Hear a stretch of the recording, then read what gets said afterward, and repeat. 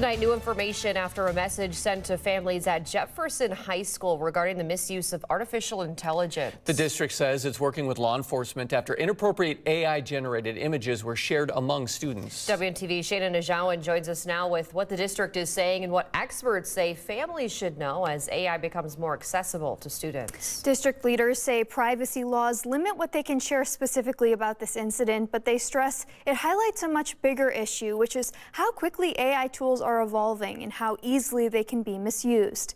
In a message sent to Jefferson High School families, the district confirmed a student shared photos that included AI-generated, non-consensual images. Superintendent Charles Ernest said in a statement to WMTV 15 News, quote, "Students and parents need to be educated regarding the unregulated use of AI imaging apps and websites.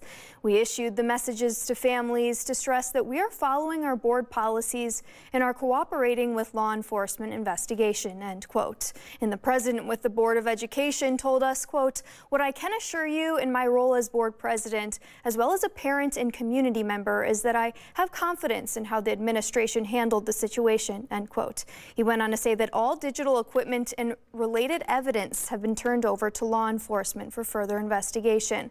And while district leaders emphasize policy and supervision, experts say this is part of a much bigger conversation around AI and student responsibility.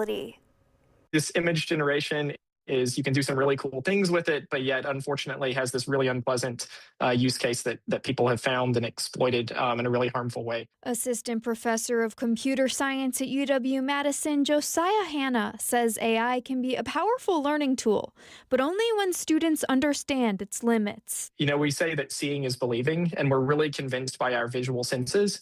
And this, you know, the ability to really generate any sort of realistic image, it's really, I think, hard for us to process that. Like, you might get an image, a digital image, and like you can't really believe what you're seeing. Hannah says students and adults need to learn a new level of skepticism as AI continues to advance. So I think it's up to all of us to make sure that it is a positive thing, and that just requires people to be engaged and informed about what the technology can do, what it can't do, and to try to form their opinions on how we can as a society tackle the new questions that it's raising.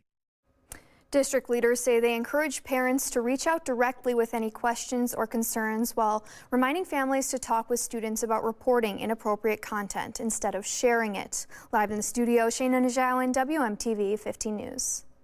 Shayna, thank you. The Wisconsin Department of Public Instruction tells us districts across Wisconsin are being encouraged to focus on digital citizenship, consent, and responsible technology use, especially as AI tools remain largely unregulated.